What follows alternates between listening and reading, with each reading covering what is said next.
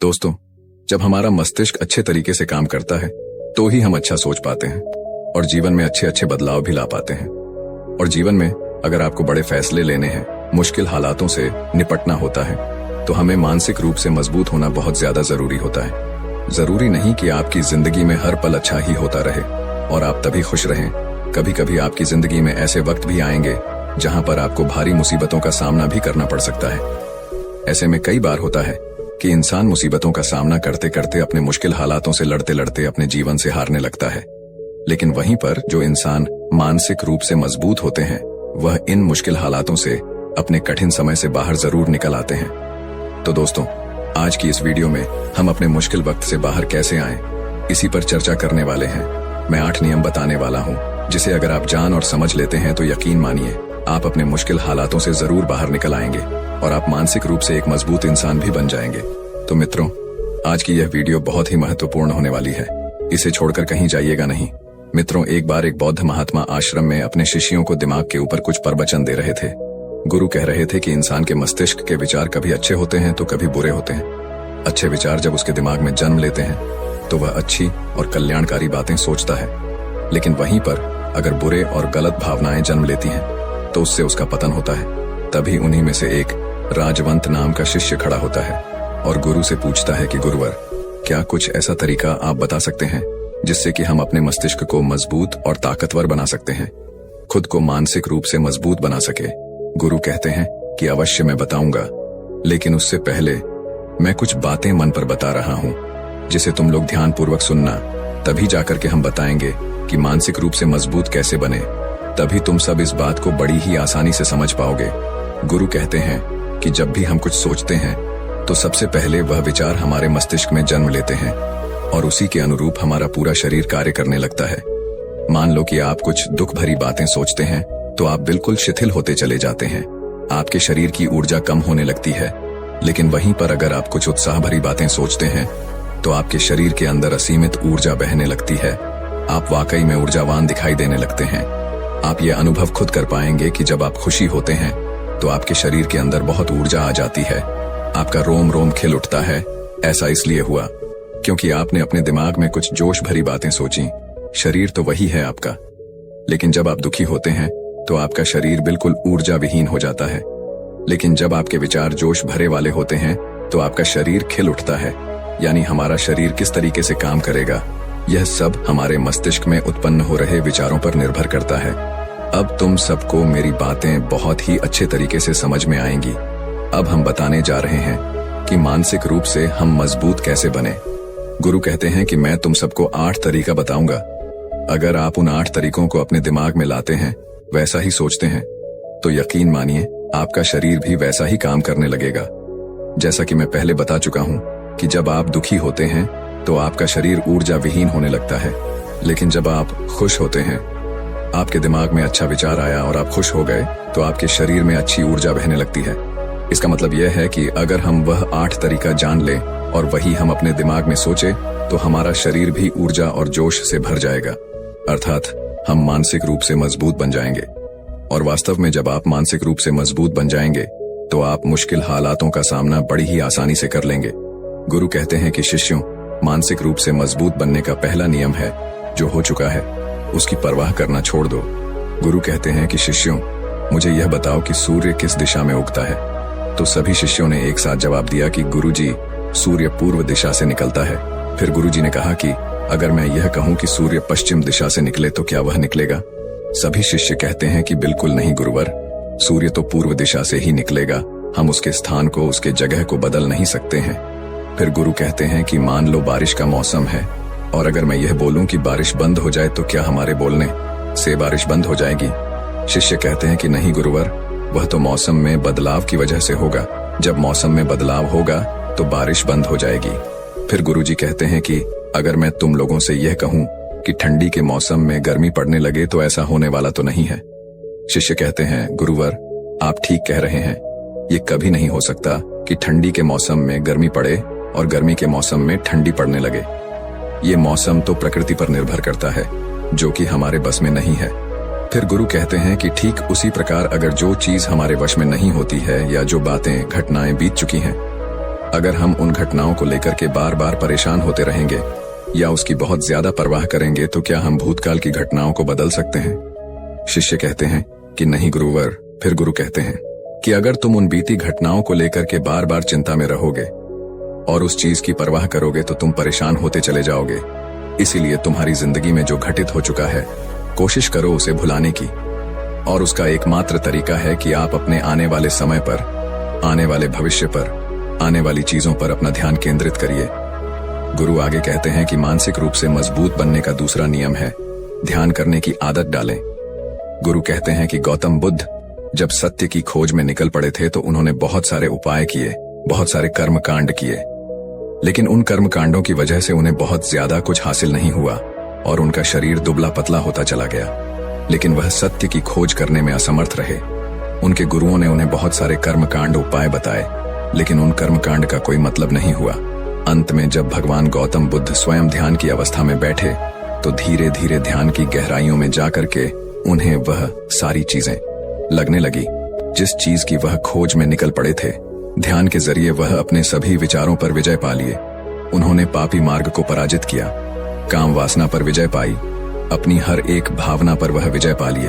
और यह सब तभी हुआ जब वे ध्यान की गहरी अवस्था में बैठे और कई दिनों तक ऐसे ही बैठे रहे।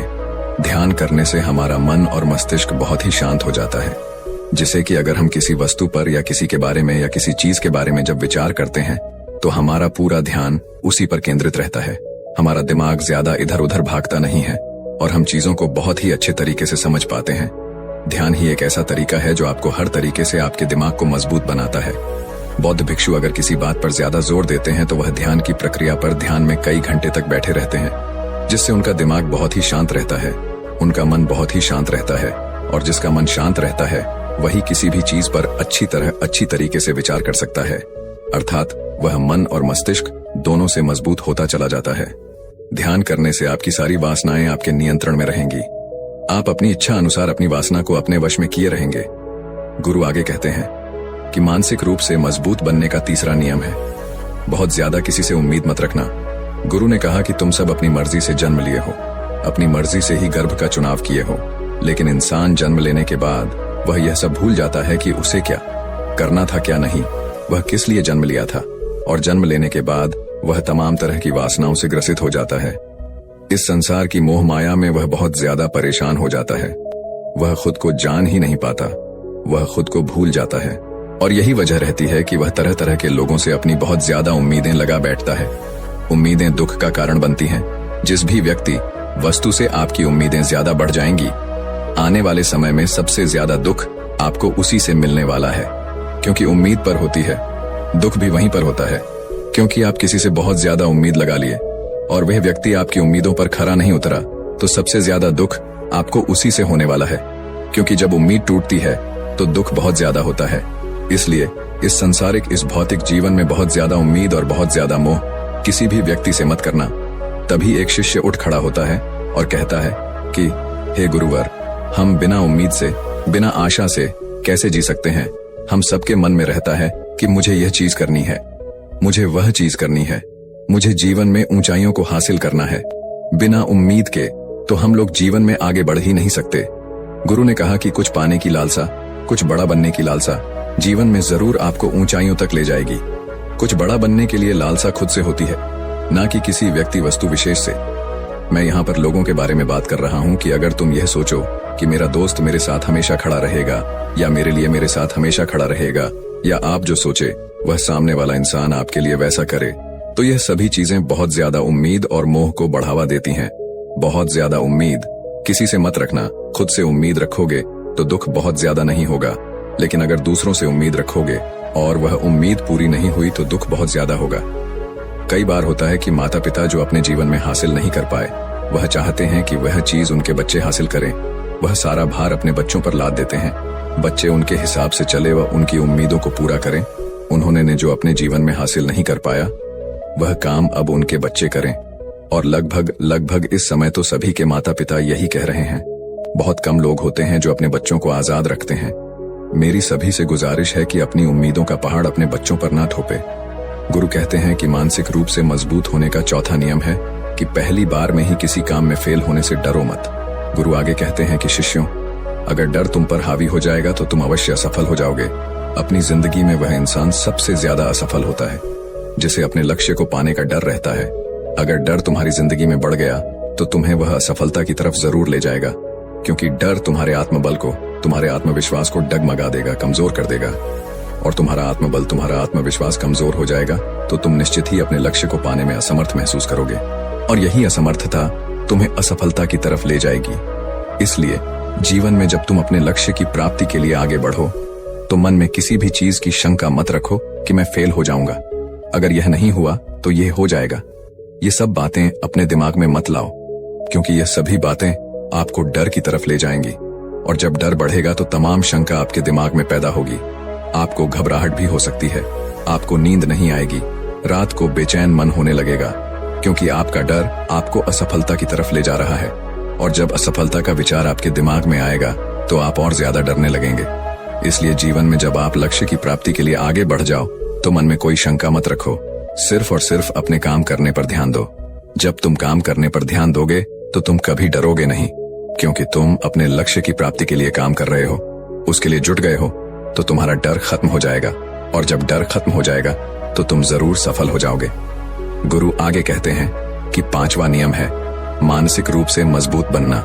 वह यह है कि जिंदगी में कभी भी खुद को कोसो नहीं। गुरु कहते हैं कि जो इंसान जितना ज्यादा संघर्ष करता है वह उतना ही मजबूत बनता चला जाता है। जितना ज्यादा तुम मजबूत बनोगे उतना ही ज्यादा तुम काबिल होते चले जाओगे। इसलिए अगर तुम किसी भी चीज में असफल भी हो जाते हो, या कोई चीज तुम्हारी इच्छा के अनुसार नहीं हुई, या तुमने कुछ ऐसा कार्य किया जैसा नहीं करना चाहिए था, और इन सब बातों को लेकर के अगर तुम पछता रहे हो, खुद को कोस रहे हो, तो यह तुम्हें मानसिक रूप से कमजोर करता चला जाएगा, क्योंकि खुद को कोसना बहुत ज्यादा खतरनाक होता है। यह आपके दिमाग की क्षमता को कम कर देगा, आपकी सोचने समझने की शक्ति को कम कर देगा, आपके आत्मबल, आपके आत्मविश्वास को कम कर देगा। इसीलिए जीवन में कभी भी किसी भी कार्य के लिए खुद को कोसना नहीं, क्योंकि अगर वह कार्य तुमसे नहीं हुआ है या जो तुम सोच रहे हो वह जिंदगी में नहीं कर पाए, तो इसका मतलब यह नहीं है कि तुम असफल ही हो गए। अगर मैं यह कहूं कि यह सामने वाला आम का पेड़ है, इस पर सबसे पहले कौन सा जानवर चढ़ेगा? हाथी चढ़ेगा, बंदर चढ़ेगा, या फिर गिलहरी और या फिर शेर?